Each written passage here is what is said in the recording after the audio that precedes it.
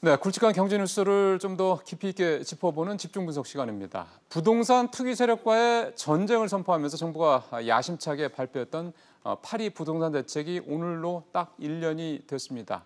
당시를 되돌아보면 소위 말하면 강남 재건축을 중심으로 해서 서울의 부동산 시장들이 뜨겁게 달아오르던 시기였기 때문에 나왔던 대책이었고 그 이후 이제 여러 가지 대책들이 쏟아져서 나왔습니다. 오늘 이 대책들을 좀 두루 좀 짚어보면서 지난 1년 동안 부동산 시장이 정부의 의도대로 과연 움직여 왔는지에 대한 부분까지 한번 살펴보도록 하겠습니다. 먼저 지난 1년 동안 나온 대책들 한번 살펴볼 텐데요. 보시는 것처럼 파리 부동산 대책은 쉽게 정리를 하면 투기 지역과 투기 과열 지구를 대폭 확대했고요. 다주택자들에 대한 양도세 중과 조치가 들어있었고 또 대출 규제를 강화하는 내용들을 중심으로 되어 있습니다. 이 이후로 부동산 대책들이 계속 나왔습니다. 9월 5일에 나왔던 9호 대책은 투기 과열 지구를 추가 정하는 등의 내용들이 들어 있었고요. 민간 택지도 분양가 상한제를 적용할 수 있다. 계속해서 집값이 오르면 이제 그런 상황이 됐었죠. 그 다음 대책이 또 10월 24일 날 또 나왔습니다. 한 달 만에. 이때는 부동산 대책 성격보다는 물론 뭐 부동산 대책 중에 하나로 볼 수가 있겠습니다만 가계부채 종합대책이라는 타이틀로 나온 대책이었습니다. 신 DTI, 그다음에 아마 요즘에 이제 흔하게 말씀을 이제 들으시겠습니다만 DSR이라고 하는 새로운 대출 규제가 제도가 이제 신설이 돼서 이제 올해 적용이 되고 있죠. 그런 내용들이 포함되어 있었고. 그다음에 또 다음 달 또 대책이 나옵니다. 바로 11.29 대책이었는데 이거는 주거복지 로드맵이라는 이름으로 불렸습니다. 그래서 주택 공급을 대폭 확대하는 정책인데 쉽게 생각하면 공공주택을 대폭 늘려서 주거 문제를 해결하겠다라는 문재인 정부의 의지를 드러낸 대책이었다 이렇게 보시면 되겠습니다. 자, 그리고 나서 12월 달에 대책 또 나옵니다. 이 12.13 대책은 임대사업자 등록을 활성화하겠다는 게 핵심 내용이었습니다. 그러니까 3월 말까지, 그 다음에 3월 말, 그러니까 이제 올해 3월 말이 되는 거죠. 이때까지 임대사업 등록을 적극적으로 하도록 유도를 하고 4월 1일부터는 이제 앞서 말씀드렸던 양도세 중과세를 비롯한 이런 여러 가지 규제 또는 압박 수단을 시행을 하겠다 이런 얘기를 하면서 임대사업을 적극 유도했었던 그런 대책이 되겠죠. 그리고 이제 올 들어서 대책이 2월 20일 날 나왔습니다.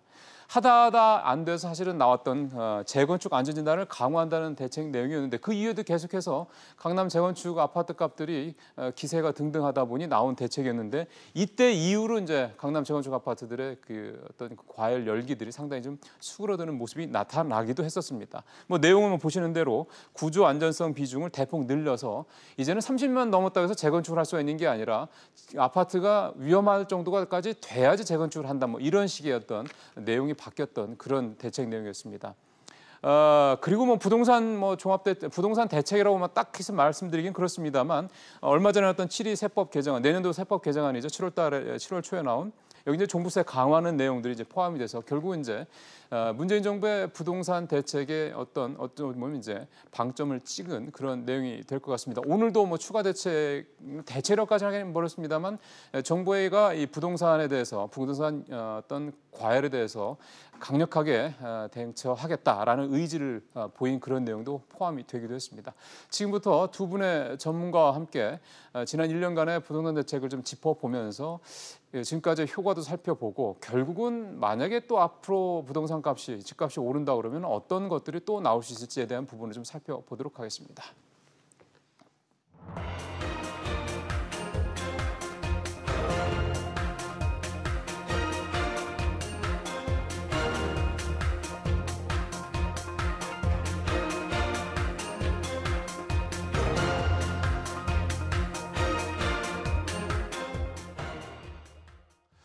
예, 도움 말씀 위해서 오늘도 두 분 모셨습니다. 제 오른쪽에 숭실사이버대 부동산학과 김학환 교수님 모셨습니다. 교수님 오랜만에 뵙습니다. 어서 오십시오. 안녕하세요. 예, 왼쪽으로 명지대 권대중 부동산대학원 교수 모셨습니다. 어서 오십시오. 안녕하세요.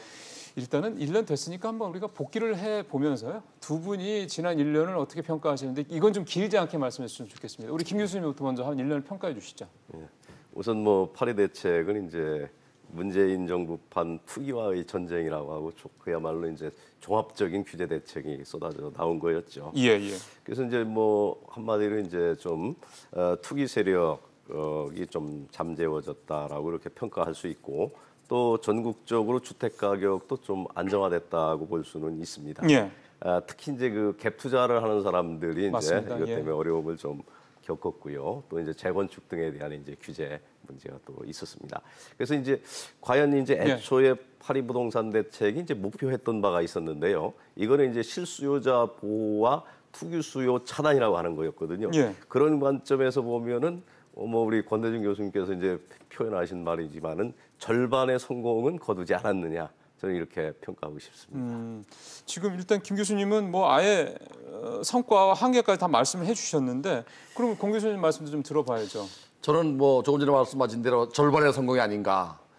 다시 말하면 이제 그 파리 대책이 그 여러 가지 규제 정책 중에서도 양도세 중과세라든지 재건축 초과이익 환수제라든지 또는 뭐 이렇게 그 부동산 시장에서 규제가 분양권 전면 등 규제가 강화되면서 시장을 좀 안정화시키는 듯했지만 반면 가격을 너무 많이 올려놨다. 특히 서울 중심으로 많이 올랐습니다. 네. 그러면서 지방은 또 양극화처럼 미분양이 많이 발생하는 그러니까요. 이거는 또 실패가 아닌가. 그래서 절반의 성공이다. 이 파리 대책은 이제 발표하고 난 이후에 점점 시간이 경과하면서 그 강도가 강해졌거든요. 예, 예. 네, 그래서 저는 한마디로 절반의 성공이다라고 생각합니다. 까다로운 질문을 두 분한테 똑같이 드리겠습니다. 김 교수님 먼저 말씀드리죠. 한계점, 그러니까 절반의 성공이면 절반 실패 아닙니까? 절반의 실패 원인은 어떻게 보십니까? 우선 그 뭐 투기 억제 정책으로 인해서 이제 좀 집값 폭등 등의 하향 안정화를 기했다라는 점은 이제 성공적이라고 볼 수가 있는데요. 예. 이게 너무 이제 고강도 이렇게 규제이다 보니까 또 이제 수요 억제다 보니까 좀 공급 확대라는 측면 이런 점은 소홀히 됐고요. 또 이제 그러다 보니까 이제 뭐냐면 특히 다주택자 등을 압박하다 보니까 다주택자들이 이제 뭐냐면 좀 똘똘한 주택 한 채를 갖는 게 뭐 이제 낫지 이를테면 않느냐. 강남의 한 채 뭐 이런 그렇습니다. 식인 거죠? 그러니까 예. 똘똘한 한 채에 대한 어떤 수요 이거를 좀 부추겼다고 볼 수 있고요. 또 이제 방금 말씀드렸듯이 뭐냐면 지방과 그 어떤 미분양 사태까지 예, 예, 초래되는 것과 비교하면은 양극화 현상이 심화됐다. 어차피 우리가 부동산은 그 특수성 때문에 어느 정도 지역에 따라서 뭐 가격 차이가 있을 수 있는 건데 예. 이게 상당히 좀 우려할 정도로 심화됐다 하는 이런 것들은 이제 좀 문제라고 볼 수 있는 것이죠. 예. 지금 김 교수님 말씀 들었고 권 교수님, 김 교수님 말씀하신 거 왜 더 절반의 실패와 관련돼서 사실 말씀하실 게 있으십니까? 사실은 그 규제 정책은 또 다른 규제 정책을 만들면서 시장을 왜곡시키거든요. 그러니까 파리 대책이 나온 이후에 오히려 가격을 안정화시키려고 했던 것이 가격이 폭등해 버렸잖아요. 지역에 따라 차이는 있지만 서울 지역 같은 경우는 전반적으로 엄청나게 많이 올랐습니다. 그러니까 파리 대책이 나온 이후에 네, 뭐 규제가 또 다른 규제가 또 왜곡 시장을 만든 거죠. 서울의 집값이 얼마나 오르는지 혹시 그 통계 갖고 계세요? 지금 제가 통계는 정확히 알 수는 없는데 실질적으로 강남 지역 같은 경우는 뭐 한 15% 20% 이상 오른 것 같아요. 그러니까 그 이후에도. 네. 근데 그게 왜 그런가 하면요. 가격이 오른다고 하면은 그 원인 치료를 해야 되는데 정부 원인 치료를 잘못하던 거예요. 무슨 말씀이세요? 다시 말하면 가격이 오른다고 하는 것은 수요가 많다는 얘기입니다. 그렇죠. 네. 그러면서 공급이 부족하다는 얘기입니다. 그렇죠. 네. 그럼 공급을 늘리는 정책이나 또 공급이 한계가 있다면 택지를 공급하는데 한계가 있다면 수요를 분산하는 정책을 써야 되지 않았나. 이 두 가지 실패했던 것 같아요. 그 사실 정부 문재인 정부가 첫 번째 나온 대책 6.19 대책이 문재인 정부 출범 이후 불과 50일도 안 된 44일 만에 나온 대책입니다. 그런 대책이었잖아요. 근데 사실은 문재인 정부의 대책이 부동산 대책이라는 사실 규제 일변대로 가고 있었던 이유가 있지 않습니까? 네. 그러니까 이 그 어떤 그 수요라는 게 그러니까 실수요자들의 수요라기보다는 투기 수요도 투기적인 있었죠. 수요 쪽으로 무게를 많이 본 거잖아요. 제가 이게 그 서두에 이제 문재인 정부 이전에 가격이 왜 올랐는지를 말씀드리려면 지난 2015년도에 박근혜 정부 당시에 예. 부동산 3법이라고 있었습니다. 예, 예. 이 이전에는 뭐 부동산 시장이 침체로 갔었는데 결정타는 이제 2015년도에 그 박근혜 정부가 부동산 시장을 정상화시킨다고 하는 소위 부동산 시장을 활성화시키기 위해서 내놓은 대책 중에 하나가 재건축 초과이익 환수제를 2017년도까지 연기한 겁니다. 그랬죠. 그리고 아주 결정타는 이제 민간 택지에 대한 분양가 상한제 폐지였습니다. 이 두 가지가 가격을 올렸습니다. 한 가지는 이제 정비 사업에서 1가구 3주택을 분양하던 것을 1주택으로 줄인 거거든요. 예, 그랬죠. 이거는 뭐 시장에 큰 영향이 없습니다. 네네네. 결정적인 것은 하여간 재건축 초과이익 환수제를 연기한 거하고 민간 택지에 대한 분양가 상한제를 풀어놓은 거거든요. 그것 때문에 집값이 많이 네, 오르는 그 어떤 올라가는 시발점이 차에 됐다. 이제 문재인 정부가 들어선 거죠. 그래서 지난 그 1년 전에 문재인 정부가 5월 9일 날 취임했거든요. 예. 딱 44일 만에 첫 번째 대책이 바로 6.19 대책이었는데요. 1.19 대책은 그 당시에 분양권 전매 금지, 대출 규제 이 정도였거든요. 예. 이게 이제 시장에 영향을 미치지 못하다 보니까 8 대책이라는 아주 고강도 대책이 나온 거죠. 그러니까 결국은 그 전에 너무 풀어놓은 거에 대해서 그러다 보니까 집값이 많이 올랐고 사실은 아까 저희가 앞에서 가계대출, 주택담보대출이 올 하반기부터 이제 이자와 원금을 같이 상환하는 이런 상황이 도래했다라는 얘기를 우려를 표명하면서 했던 것도 결국은 이제 연결되는 다 그렇죠. 그런 네. 내용들인 내용들인 거잖아요. 그러면 지금 상황을 좀 다시 좀 돌아와 보겠습니다. 파리 대책이 나온 지 1년이 지난 지금 상황을 보면 일단 서울은요 집값이 조금 내려가는 듯하더니 좀 그러니까 상승률이 증가율이 좀 둔화되는 타더니 요즘에 다시 3주째 좀 오르고 있고요. 아까 우리 김 교수님 말씀하신 대로 지방은 미분양 뭐 사태가 좀 벌어지는 등 더 이렇게 좀 추운 냉랭한 기운이 돌고 있습니다. 양극화가 심해지고 있다는 얘기인데 그럼 결국은 지금 그동안 정부가 내놨던 7회 내지 8번에 대한 그 부동산 관련 규제 중심의 대책들로 인해서 이런 양극화 현상이 그 전에도 없었던 건 아니지만 더 심해졌다. 김 교수님 이제 그렇게 해석을 그렇습니다. 하시는 거잖아요. 네. 그러면은 이 양극화 현상이 이런 상태로 하면 앞으로 더 심해진다는 얘기밖에 안 되네요. 그렇죠. 지금 잘못하면은 이제 아까 말씀드렸듯이 어떤 진짜 똘똘한 주택 한 채에 대한 수요가 더 증가한다라고 한다면 아무래도 이제 그런 쪽에서의 수요가 늘어나게 되고 그런 요건이 아닌 지역은 쳐다보질 않게 되니까 그렇죠. 양극화가 심화될 수밖에 없는 이런 요인이라고 볼 수가 있는 거죠. 그러면 그 말씀은 서울의 집값이 3주째 올랐다고 말씀드렸잖아요. 네네. 그럼 앞으로도 서울 집값은 더 오를 수 있다 이렇게 해석을 해도 되겠습니까? 만약에 지금과 같이 재건축 규제가 계속해서 이어지게 되고 그래서 공급 물량이 안 따라지게 된다고 한다면 결과적으로 가격은 내려간다고 볼 수가 없는 거죠. 그럼 오를 수 있는 소지도 있는 거고 또 특히 강남과 같이 뭐냐면 공급에 대한 좀 여러 가지가 제약되어 있는 곳이라고 한다면 더더군다나 가격은 오히려 역으로다가 정부의 기대와는 달리 상승할 여지도 있다라고 보는 겁니다. 지난번에 공 교수님 한번 저희 출연했을 때 그때 서울의 집값 오른다는 얘기를 끝에 부분에 살짝 다루면서 그때 공 교수님 말씀을 전망을 드렸는데 그때 공 교수님은 조금 더 봤으면 좋겠다 말씀을 하셨던 기억이 나는데 지금도 서울의 집값이 조금 더 지켜봐야 저는 강보 앞서로 올라갈 거라고 보여집니다. 방향이 조금 이제 전에 저한테 질문하신 내용 중에서 1년 전에 부동산 가격보다 한국감정원 자료를 보니까 15.27%가 올랐습니다. 많이 굉장히 올랐네요. 올랐습니다. 이건 평균입니다. 그러니까 지역에 따라 30% 이상 오른 데도 있죠. 향후에 부동산 가격 또는 그 시장을 전망해 본다 그러면 성급한 것 같지만은 박원순 시장이 용산 지하화 사업이나 여의도 개발, 그다음에 동대문 그 청과시장 개발 때문에 주변 지역에 이미 가격이 오르기 시작했습니다. 이런 것들은 강남 지역에도 영향을 미칩니다. 분명히. 특히 이제 여의도 개발 같은 경우는 뭐 당근산이나 신길이나 영등포 지역의 가격이 올리기 때문에 그렇죠. 이것이 그 진정되기 전까지는 강보합세를 계속 유지할 것 같습니다. 어떻게 보면 박원순 시장의 그 여의도 개발 관련된 이런 얘기들이 일종의 트리거 역할을 했다고 봐도 될까요? 그럴 수도 있다고 생각해요. 저는 왜냐면 이제 국토교통부하고 손발이 안 맞은 건데요. 물론 이제 용도를 변경하거나 뭐 주거지를 상업지로 바꾸거나 준주거지를 바꾸거나 층고를 완화하는 건 서울시 권한입니다. 단지 이제 이게 높아지거나 낮아질 경우 또 특히 이제 주변적인 환경이나 또는 높이 때문에 뭐 국방부 또 이런데 이런 협의는 물론 거쳐야 됩니다.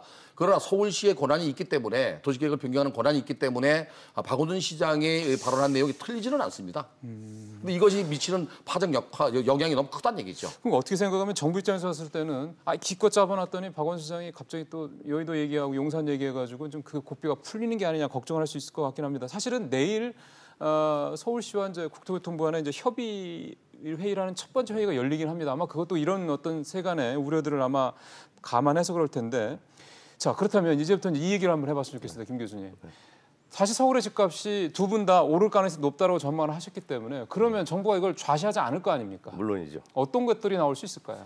물론 이제 지금도 이제 뭐 파리 대책 이후에도 사실 또 다른 대책들까지 나왔지 않습니까? 근데 다만 이제 우리가 아까 제가 뭐 오를 거라고 전망한 거는 이제 그 이후에 이제 또 나올 것들에 대한 대책은 이제 일단은 고려를 안 한 건데 그렇죠. 네. 이런 대책으로서 지금 이제 나올 수 있는 것들이 뭐 정부에서는 이제 뭐 일간에서는 이제 쓸만한 건 다 쓰지 않았느냐 뭐 그런 얘기도 이렇게 있습니다. 얘기를 하고 있습니다만 그러나 쓸 수 있는 것들은 얼마든지 있는 겁니다. 예를 들면 뭐가 있을까요? 이번에도 뭐 이제 정부에서도 파리 대책 1년을 평가하면서 그 외에도 뭐냐면 우선 그 파리 대책이나 12사 가계부채 대책 등에 대한 어떤 실효성이 있는 거를 높일 수 있도록 하겠다라는 거, 실효효과 이런 것도 이제 제시를 했고요.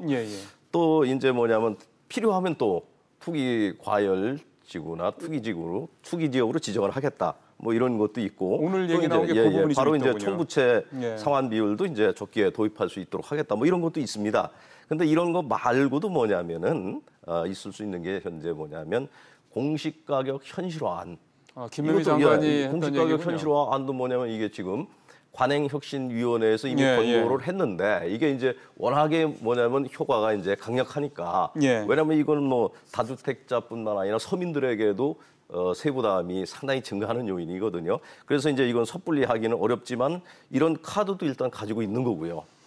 그리고 또 이제 뭐 후분양제라든가 보유세 인상이라든가 종전에 이제 박근혜 정부에서 재건축에 대해서 대폭 규제를 완화했던 것들에 대해서 이번에 안전진단만 강화하는 거였지만은 예. 그 외에도 뭐냐면 또 쓸 수 있는 것들이 다시 환원시킨다라고 한다면 예. 이런 카드들이 사실은 상당히 많이 있는 것이고 그런 것들을 아마 좀 검토하지 않을까 이렇게 생각이 됩니다. 근데 저는 이런 생각이 문득 듭니다. 앞서 저희가 두 분과 얘기 나누기 전에 제가 지난 1년 동안 나왔던 그 대책들을 쫙 이렇게 한번 시청자분들한테 보여드렸었는데 또 그런 생각이 들 수 있거든요. 역대 정부 중에서 출범 1년도 안 된 상황에서 저렇게 7, 8번의 부동산 대책을 쏟아낸 정부가 과연 있었는가? 그렇다면 또 그 정도까지 부동산 시장이 그 열기가 그렇게 심각할 정도로 과열된 건가? 뭐 이렇게 물론 그건 보는 시각에 따라 다를 수 있겠습니다. 그러니까 그렇다면 지금 상황에서 지금 김 교수님도 말씀하셨지만 사실 지금 나오고 있는 공시가격 현실화라든가 등등등의 이런 대책들이 나온다고 해서 과연 아까 말씀드린 수요와 공급의 어떤 그런 시장의 기본 원칙이 이제 무시되면서 집값이 완전 잡힐 것이냐, 특히 서울의 집값이 잡힐 것이냐, 그렇게 볼 수 있을 것이냐에 대한 저는 궁극적인 정부가 문제가 만약에 생깁니다. 마지막 카드라고 그러면 지금 예. 우리 그 김 교수 말씀대로 이제 개별 공시가를 올려서 재산세를 올리는 방법도 있지만 네. 이 부동산 가격이 올랐다고 하는 얘기, 특히 아파트 가격이 올랐다고 하는 얘기는 건축비보다는 토지가 오른 거거든요. 토지 가격이. 땅값이 올랐다. 그러면 토지거래 허가구역이나 또는 주택거래 신고 제도를 하게 되면 이제 거래를 제한할 수가 있거든요. 그러면 아마도 제일 뭐 강력한 대책이 아닌가. 주택을 매매하는 걸 제한하는 거죠. 근데 토지도 그 얘기까지는 아직은 그렇게 아직은 안 나옵니다. 나오지는 그러나 않고요. 이제 만약에 계속 오른다면 거기까지 또 손을 뻗칠 수 있지 않겠나 하는 생각이 들어요. 그 말씀하셨으니까 그렇게 되면은 지금 우리가 기존에 있는 부동산 여러 가지 대책들로 인해서 나타난 후유증들을 앞서 말씀을 하셨지 않습니까? 그래서 절반의 성공, 절반의 실패 얘기를 우리가 한 거 아닙니까? 네. 그럼 그런 말씀하신 그런 대책들이 나오면 그것도 역시 뭐 또 절반의 사실은 이번 정부가 실패 조금 잘못한 것 중에 하나가 신혼부부 희망타운을 개발하거나 또 뭐 어디를 뭐 개발한다 그러면 주거복지 로드맵에서 나왔던 네네 얘기죠. 미리 그 지역을 그 투기거래를 제한하기 위해서 토지거래 허가구역을 묻고 미리 묻고. 네 미리 묻고 발표하든지 해야 되는데 그런 게 하나도 없거든요. 그러니까 뭐 언제든지 투자할 수가 있고 투기할 수 있기 때문에 그런 선제적 대응이 필요하다는 생각이 들고요. 아무래도 만약에 계속적으로 이 그 집값이 오른다 그러면 그 사실 강남 지역 같은 경우에 뭐 10억, 20억, 30억 정도 가는 주택들에 대해서 보유세 조금 올라간다고 거래 안 하진 않거든요. 또 양도세 중과도 남으니까 되는 거거든요. 그러면 그런 것들에 대한 근본적 대책, 근본적 치유 방안을 내놔야 될 것 같아요, 정부가. 그러면 이런 식으로 어떻게 보면은 이제 틀어 쥐는 식으로 틀어 막는 식의 부동산 대책이라는 게 지금 지난 1년 역대 어느 정부에서보다도 가장 강력한 대책들을 줄줄이 내놨던 정부가 했는데도 지난 1년을 되돌아보면은 사실은 안 잡혔다고 봐야 되는 건데 네. 서울의 집값이 계속 또 오르고 있으니까 그러면 앞으로도 이런 부동산 대책을 계속 규제 위주로만 갔을 때 효과가 그럼 과연 정부가 생각한 대로 있을 것이냐? 김 교수님 어떻게 보십니까? 그래서 이게 뭐냐면 수요만 억제하는 것만 가지고는 안 됩니다. 거기에 맞는 이제 공급도 이제 확대를 해야 되고요. 특히 이제 어떤 실수요자 보호라고 하는 관점, 또 이제 무주택자들이 이제 주택을 마련하게 하는 이런 관점이라고 한다면은 공급을 확대하면서도 그들에 대한 지원을 해야 됩니다. 이번에도 이제 뭐 신혼 희망타운 이거 파격적으로 사실은 지원하고 있는 거거든요. 예. 어떻게 보면 그런 식의 어떤 서민들이 주택을 마련할 수 있는 기회를 제공해 줘야 되는데 그러기 위해서는 우선 공급을 어쨌든 간에 좀 확대할 수 있는 것들을 좀 내놔야 되거든요. 김 교수님은 보시기에. 내놓으면서 거기에 대해서 지원할 수 있는 걸 이렇게 해야 됩니다. 그 대신에 이제 또 이런 것 때문에 이제 우리가 문제되는 게 이제 혹시 또 뭐 투기적 수요로 연결되는 문제가 있을 수 있기 때문에 이런 부분에 대해서는 이제 파격적인 혜택을 베풀어서 주택을 마련한 사람들은 지금과 같이 예를 들면은 양도세 1주택이라고 해서 바로 비과세하는 요건 같은 거 이런 거를 일정한 기간 동안 거주하고 난 뒤에 양도했을 때 양도세 어떤 뭐 비과세 혜택을 준다라든지 예. 이런 식으로 해서 얼마든지 컨트롤할 수 있는 문제라고 저는 보거든요. 그래서 예. 어쨌든 고강도의 어떤 이런 규제만으로는 이게 거래 잘못하면 절벽 현상만 초래될 수 있고 또 잘못하게 되면 이제 이게 공급 확대가 안 따르게 되면 오히려 국지적으로 일정한 지역의 경우에는 가격이 오히려 더 반등해서 오를 수 있는 소지만 있는 것이니까 잘못하면 이게 의도한 정부의 정책이 실패될 수도 있다는 얘기죠. 공급 얘기를 조금 더 해봤으면 좋겠습니다. 계속 수급 얘기를 좀 말씀하시고 있어서 자본주의 이 경제 시스템에서 사는 사람들이 영리를 추구하는 것, 어떤 투자를 통해서 자신들이 근로소득 이외의 소득을 바라는 거에 대해서 그거를 뭐라고 할 수는 없을 겁니다. 그게 이제 뭐 투기냐 투자냐를 얘기를 할 때 항상 이제 그런 얘기도 나오긴 하는데, 그럼 그 수요 자체를, 그러니까 부동산을 통해서 돈을 벌겠다는 수요 자체를 틀어막는 식의 정책에는 분명히 한계가 있을 수 있다라는 거고요. 그래서 이제 공급을 통해서, 그러니까 소위 말해서 이제 집을 통해서 이제 돈 버는 시대는 지났다라는 생각을 정부에서 선언적으로 하는 게 의미보다는 그 일테면 이제 수요자들이 직접 느낄 수 있게 만들기 위해서 결국 공급이 이제 늘어야 된다는 얘기인데, 주거복지 로드맵에서 나왔던 이유는 주로 공공주택 얘기였지 않습니까? 그거 현재 진행은 잘 되고 있는 겁니까? 지금 이번 정부가 이제 주택에 대한 개념을 좀 거의 바꾸고 있거든요. 1가구 2주택, 3주택에 대해서는 중과자하기 때문에 이제 그 소유의 개념보다 이용의 개념으로 바뀌기 때문에 희망주택 같은 경우도, 신혼부부 희망주택 같은 경우도 좀 진행되고 있는데, 사실은 강남에서 가까운 지역의 성남의 대장동이나 금토동이나 서현동 같은 경우, 이건 받고 난 다음에 로또가 될 수 있거든요. 이렇게 가격이 올라갈 수 있는 지역은 사실 영구 임대에 들어가야 돼요. 이제 사용의 개념으로 바뀌었대요. 그러니까 중간에 소유가 될 수 없게 만드는. 그러면 투기가 없어질 수 있어요. 그리고 좀 떨어져서 있는 수도권 지역에서 소유해도 괜찮은 지역, 투기가 일어나지 않을 지역 같은 경우는 완전 소유로 가고. 그러니까 이렇게 지역별로 맞춤 경쟁이 필요해요, 사실은. 그리고 이제 우리 그 김 교수 말씀대로 이 규제는 규제대로 가고 공급 정책이 뒤따라가야 되는데, 규제 일변도로 가게 되면 이 공급 시장이 부족하게 되면 가격은 오르고 왜곡 현상이 벌어지거든요. 그래서 이번 정부가 좀 더 그걸 좀 폭넓게 맞춤 경제로 가야 된다는 그 전제가, 지역마다 부동산 시장은 상황이 다르거든요. 네.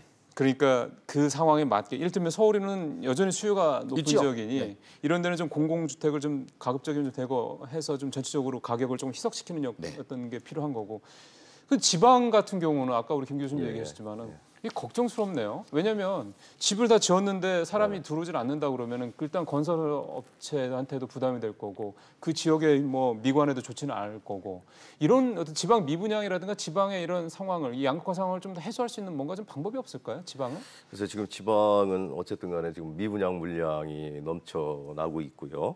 또 주택 가격도 이제 파리 대책 이전에 0.01% 정도 상승을 했었는데요. 파리 대책 이후에는 이제 1.07%로 하락을 했습니다. 떨어졌고요. 또 이제 최근에도 이제 서울은 상승세로 이렇게 돌아섰는데요. 지방은 대구나 세종 제외하면은 나머지 지역은 다 지금 하락하고 있는 상황입니다.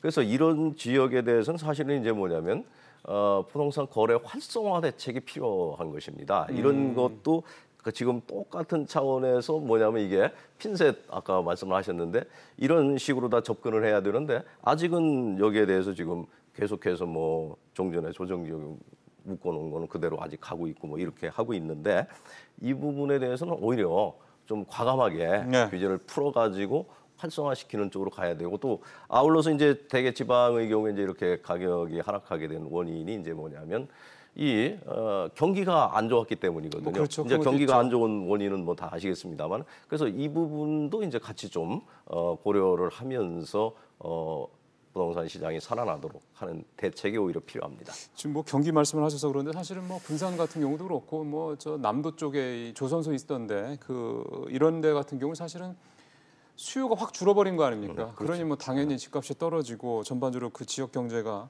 안 줄 수밖에 없는 뭐 충분한 이유가 좀 되는 건데요. 지방 미분양은 이제 정부에서도 좀 그 투기 과열지구나 이런 부분들 좀 해제하는 그런 분들 검토한다 보니까 이제 결과를 어떻게 할지 이건 지켜보고 그때 가서 다시 한번 좀 평가를 해봐야 될 것 같고요. 공 교수한테 좀 마지막 질문 하나 더 드리겠습니다. 네. 전반적으로 지금 우리가 이제 앞으로도 서울은 좀 더 오르고 양극화 더 갈 것 같다 이런 얘기를 했기 때문에, 향후에 부동산 시장과 관련해서 정부가 취할 수 있는 스탠스가 계속 뭐 현재까지 그런 규제 일변도로 왔던 거에 지금 왜냐하면 소득주 성장 같은 경우 조금 이제 변화가 있지 않습니까? 포용적 성장으로. 그래서 이 부동산 정책도 좀 뭔가 그런 식의 변화가 혹시 있을 수 있을까라는 부분에 제가 대해서 볼 때는 이제 여쭤보고 싶네요. 과세를 좀 강화하는 쪽으로 갈 것 같습니다. 소득세뿐이 아니라 뭐 부동산과 관련된 오히려? 과세는 오히려 강화될 걸로 보여지고요.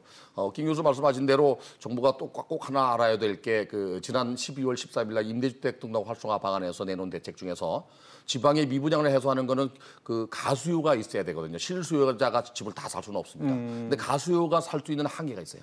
지방 같은 경우는 3억 원 이하 주택과 85제곱미터 이하 주택만 사서 임대주택에 그 등록을 하게 되면 혜택이 있고 그 이상은 안 됩니다. 그것도 확대한다는 이걸 빨리 얘기군요. 확대하지 않으면 안 된다고 생각이 되고요. 네. 아마도 뭐 정부가 지금 현재 그 고강도 대책을 내놓는데 계속적으로 서울 수도권 지역의 가격이 오르면 특히 서울 쪽의 가격이 오른다 그러면 아마 공시가격을 올리는 쪽으로 과세 쪽으로 더 치중해서 규제하지 않을까 하는 생각이 듭니다. 그러면 부동산 분야에 대한 부동산 정책에 대한 현 정부의 대책 방식은 여전히 지금과 같은 방식에서 크게 변동하지 않을 거다. 이렇게 지금 보시는 거군요. 알겠습니다. 오늘 두 분 말씀 잘 들었습니다. 고맙습니다. 고맙습니다.